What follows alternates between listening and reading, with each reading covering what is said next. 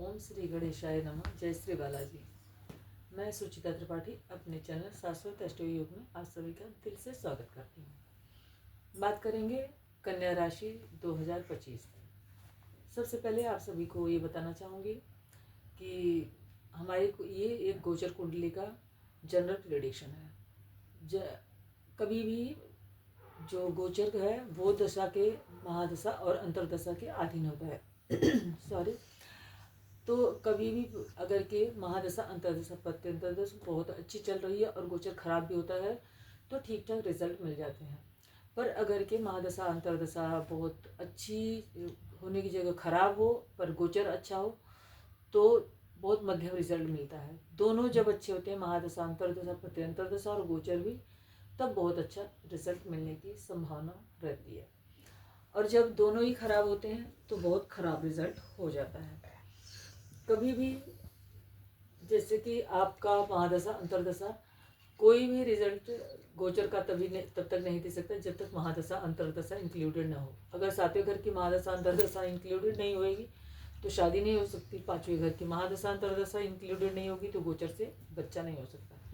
इसी तरह के जॉब, करियर आदि सभी चीज़ों का विचार किया जाता है। तो सबसे पहले बात करेंगे, गुरुदेव अभी फिलहाल वृषभ राशि में है, जहाँ पर वो 13 मई 2025 तक रहेंगे। ये आपके भाग्य भाव में बैठे हुए हैं और आपके चतुर्थेश और सप्तमेश में हैं। यहाँ पर बैठ के आपको ये 5वीं दृष्टि से 1, 2, 3, 4, 5 आपके लग्न को देखते हैं, आपके कर्मेश को देखते हैं, मतलब आपका जो भाई बहन का और पराक्रम का हाउस है उसको देखते हैं, और उसके साथ साथ आपके संतान भाव को भी देखते हैं। तो आप थोड़ा सा विचार, आपके धार्मिक होने की संभावना होगी। धर्म कर्म में थोड़ा सा रुचि बढ़ेगी। भाई बहनों के साथ रिश्तों में मधुरता आएगी। संतान कुछ अच्छी प्रोग्रेस करेगी, या जिन लोगों को संतान होने की उम्र है उनको संतान प्राप्ति का योग बनेगा। अगर के हायर एजुकेशन स्टूडेंट्स हैं तो उनको हायर एजुकेशन बाहर भी पढ़ने का और अपने स्वयं के देश में भी पढ़ने का बहुत अच्छा योग बन रहा है इस टाइम पे। और उसके बाद अभी जब गुरुदेव वक्री हो जाएंगे 4 फरवरी 2025 तक, ये वक्री अवस्था में रहेंगे।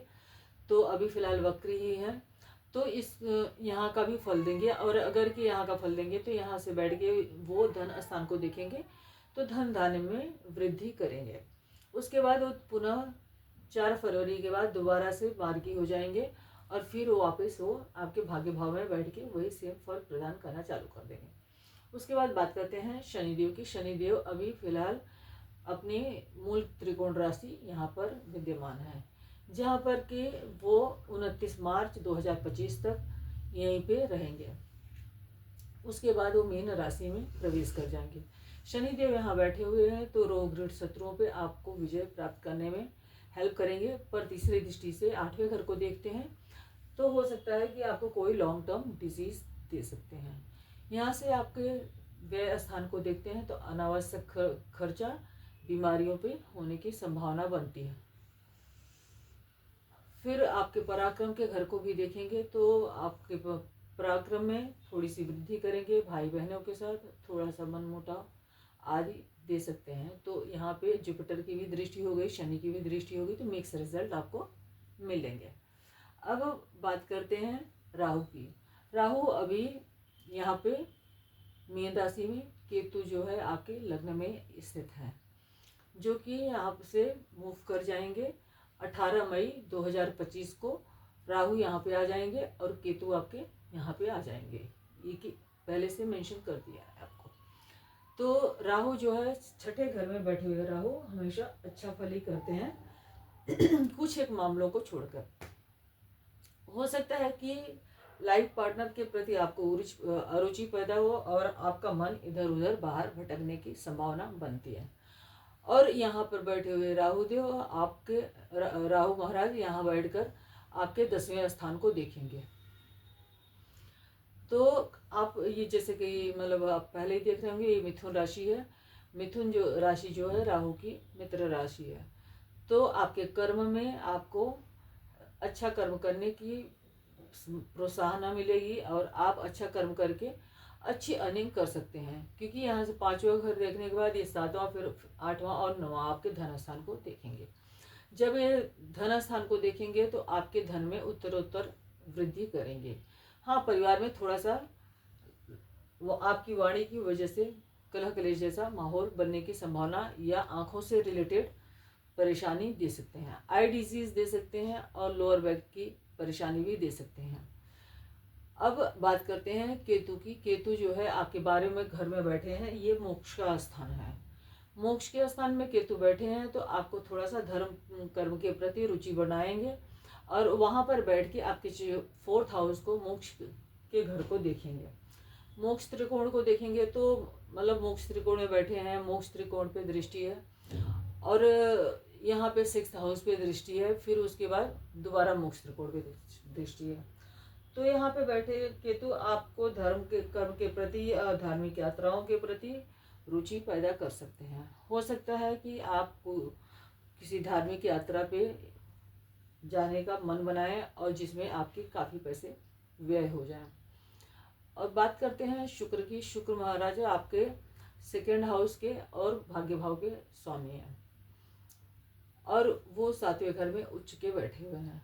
तो आपको कुटुंब का, परिवार का सहयोग मिलने की संभावना है। यहाँ से 1 2 3 4 5 6, चूँकि 6ठा घर है तो बिजनेस पार्टनर आदि से थोड़ा बहुत धोखाधड़ी आदि की संभावना बन सकती है। और हो सकता है कि किसी स्त्री द्वारा आपको बेवकूफ़ बनाया जाए और जहाँ आप फंस जाएं तो आपको मान सम्मान आपका खराब हो जाए। पर 9th हाउस से 11th हाउस में बैठे हुए हैं तो आपको कुछ न कुछ भाग्य में वृद्धि और बिजनेस में वृद्धि भी करेंगे। पर शनि वहाँ पे है, इसी वजह से आपको बहुत ज़्यादा सतर्क रहते हुए काम करना पड़ेगा। फ़ायदा तभी होगा जब आप बहुत ज़्यादा सतर्क रहेंगे उसी स्थिति में। मंगल अभी प्रेजेंट टाइम पे कर्क राशि में बैठे हुए हैं, जहाँ पे वो 46 दिन तक वक्री अवस्था में रहेंगे और फिर वापिस वो उसी वक्री अवस्था में मिथुन राशि में प्रवेश करेंगे, जहाँ पे वो 24 फरवरी 2025 तक रहेंगे। फिर मार्गी होकर वो वापस कर्क राशि में ही आ जाएंगे और यहाँ पर आके वो 3 अप्रैल 2025 तक रहेंगे। उसके बाद यहाँ से जून के महीने में वो 12 स्थान में प्रवेश कर जाएंगे।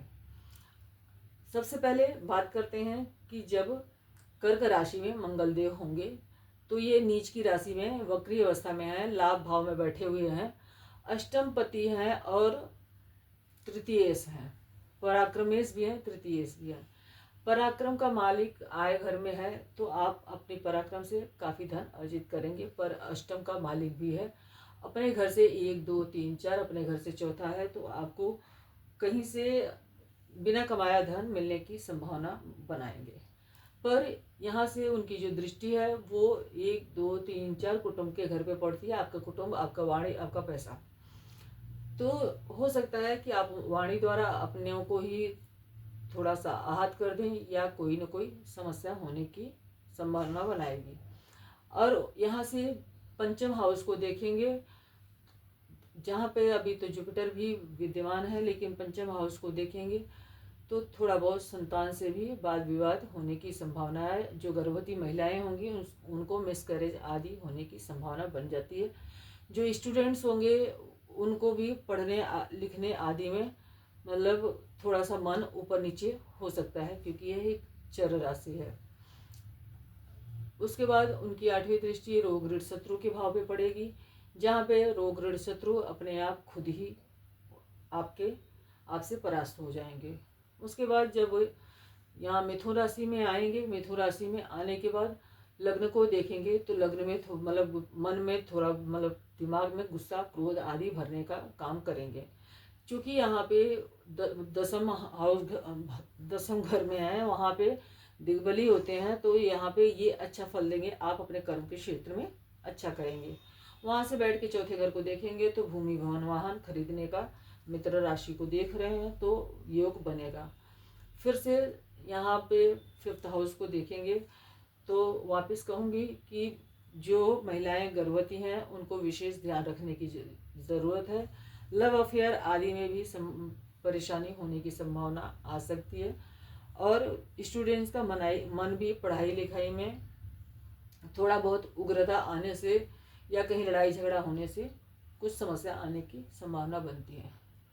फिर उसके बाद दोबारा से जब ये मार्गी हो जाएंगे तो 3 अप्रैल तक यहाँ पे आ जाएंगे, अपने कर्क राशि में पुनः वही फल देंगे। उसके बाद जब जून के महीने में 7 जून को 12वें घर में मंगल आएंगे, जहाँ पे केतु बैठे हुए हैं, जहाँ पे राहु की दृष्टि है। तो मंगल देव वहाँ पे बैठ के थोड़ा सा खराब योग बनाते हैं। अगर के आपका मन इधर उधर विचलित होता है, अन्य स्त्रियों में रत होता है, तो ये बेसिकली सैया सुख का भी घर है। अगर महादशा अंतरदशा अष्टम की चल रही हो तो आपको कहीं न कहीं स्त्री द्वारा बदनामी होने के संकेत को भी दर्शाते हैं। 6th हाउस में राहु होने की वजह से हो सकता है कि आपका मामला दब जाए, पर 7वें में शनि है, 12वें में मंगल है। अगर मंगल की महादशा अंतरदशा चल रही है जो उसमें राहु भी है, तो आपको बहुत ज़्यादा संभल के रहने की ज़रूरत है। हो सकता है कि आप किसी ऐसे समस्या में फंस जाएं जहाँ पे आपको अत्यधिक धन व्यय करना पड़े। वहाँ पर बैठ के मंगल देव आपके ब्रदर के मतलब पराक्रम और भाई के घर को देखेंगे, तो भाइयों से थोड़ा सा वाद विवाद विरोध हो सकता है, या तो आप भाइयों के ऊपर पैसा व्यय कर सकते हैं। और आपको पराक्रम में यहाँ पर बैठ के मंगल देव वृद्धि देंगे। यहाँ पे बैठे मंगल देव छठी दृष्टि से रोग ऋण घर आदि को देखेंगे, तो रोग ऋण शत्रु से आपको विजय प्राप्त करने में हेल्प भी करेंगे, और रोग ऋण शत्रु या अदालत के कोर्ट कचहरी आदि में आपका व्यय भी कराएंगे। 7th हाउस को देखेंगे, जहाँ पे वीनस भी बैठा हुआ है, वीनस भी बैठे हुए हैं, शनिदेव भी बैठे हुए हैं। तो हो सकता है लाइफ पार्टनर के साथ कोर्ट कचहरी आदि का मामला चालू हो जाए और कोई लड़ाई झगड़ा हो जाए, डाइवोर्स तक होने की नौबत बनती है। धन्यवाद। मेरा चैनल आप सभी को कैसा लगा, प्लीज़ मेरे वीडियो को लाइक कीजिए, सब्सक्राइब कीजिए।